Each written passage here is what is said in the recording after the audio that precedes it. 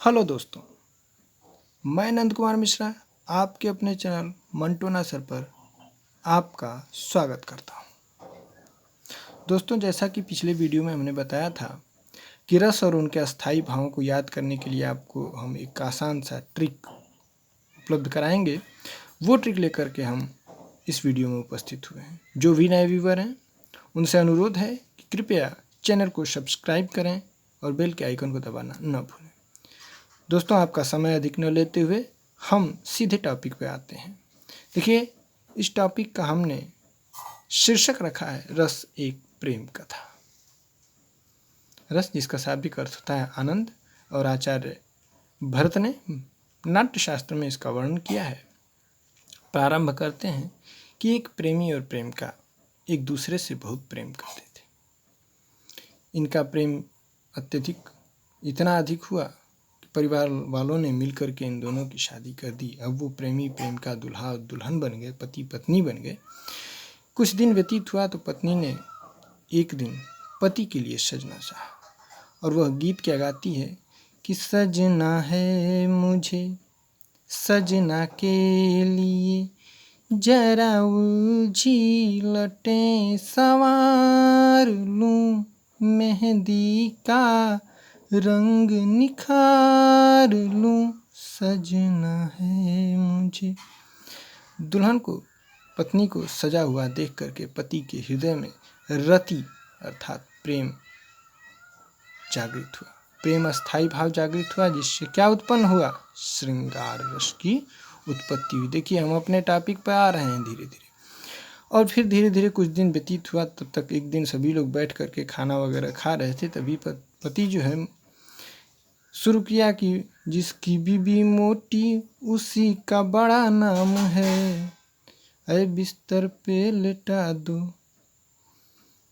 गद्दे का क्या काम है, मेरे अंगने में तुम्हारा क्या काम है, मेरे अंगने में। सभी लोग इसको सुन करके हंसने लगे और हास्य भाव उत्पन्न हुआ, जिससे हास्य रस की अनुभूति हुई। हास्य रस हमें प्राप्त हुआ। धीरे धीरे कुछ समय बीता, लेकिन सबके शत्रु होते हैं, सबके दुश्मन होते हैं। और एक दिन उस पति को शत्रुओं ने उसकी हत्या कर दी। पति के मरने के बाद पूरे परिवार में शोक का मातम सा फैल गया। सभी लोग शोकाकुल हो गए और शोक रूपी अस्थायी भाव के कारण यहाँ पर उत्पन्न हुआ क्या? करुण रस। इस घटना के बाद पत्नी के मन में पति की मौत से का बदला लेने के लिए बदले की भावना जागृत हुई, और वह उत्साहित होकर के उत्साह से भर करके बदला लेने के लिए आगे बढ़ी। उसके उत्साह अस्थायी भाव के कारण आपको क्या प्राप्त होता है? वीर रस प्राप्त होता है। उत्साह से भरी हुई वह पत्नी फिर शत्रुओं को समाप्त करने के लिए क्रोध करती हुई रौद्र रूप धारण करके आगे बढ़ी। यहाँ क्रोध अस्थायी भाव के कारण आपको पांचवा रस प्राप्त हुआ, रौद्र रस। उसके रौद्र रूप को देख करके शत्रु अत्यधिक भयभीत हो जाते हैं। यहाँ भय के कारण आपको प्राप्त हुआ छठा रस, भयानक। शत्रु अत्यधिक भयभीत हो जाते हैं, और फिर पत्नी जो है शत्रुओं को, वह नायिका जो है शत्रुओं को समाप्त करके उन्हें मार करके चील, कौवा, श्यार को खाने के लिए, गीदड़ों को खाने के लिए फेंक देती है। जिस दृश्य को देखकर लोगों में जुगुप्सा, घृणा के भाव जागृत हो जाते हैं, और घृणा के भाव जागृत हो जाते हैं, जिससे यहाँ आपको क्या उत्पन्न प्राप्त होता है? विभत्स रस प्राप्त होता है।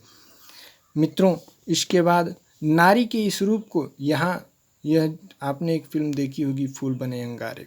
यह जो नारी रूपी जो फूल थी वह आज अंगारा बन चुकी है, और उसके इस रूप परिवर्तन को देख करके लोग आश्चर्यचकित रह जाते हैं। और इस आश्चर्य अस्थायी भाव के कारण उत्पन्न आपको प्राप्त क्या हुआ? अद्भुत रस प्राप्त होता है।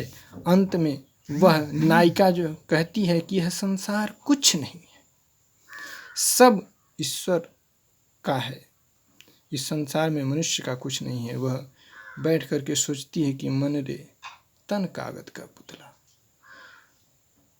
मन रे तन कागज का पुतला, लागे बूंद बिनस जाए छिन में गर्भ करे काहे इतना मन रे तन कागज का पुतला।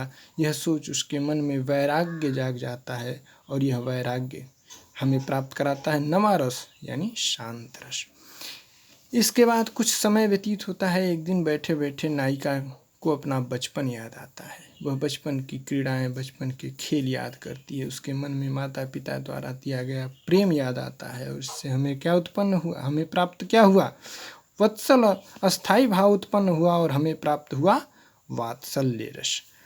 इस धीरे धीरे समय व्यतीत होता है और आखिरकार सर्वस्व त्याग करके वह नायिका भगवान के अनुराग में लीन होकर के भगवान के अनुराग के कारण भक्ति में लीन हो जाती है और इस अनुराग अस्थाई भाव से हमें यहाँ प्राप्त हुआ भक्ति रस।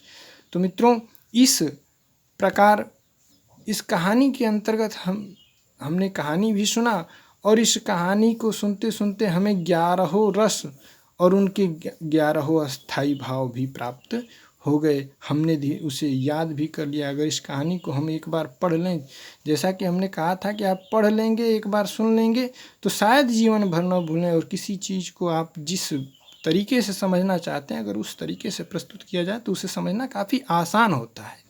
यही कारण है कि हमने यह सोचा कि इस कहानी के माध्यम से हम आपको 11 रस और 11 रसों के अस्थाई भाव को आपके सामने प्रस्तुत करें। अगर वीडियो अच्छा लगा हो तो लाइक, शेयर और कमेंट करना न भूलें।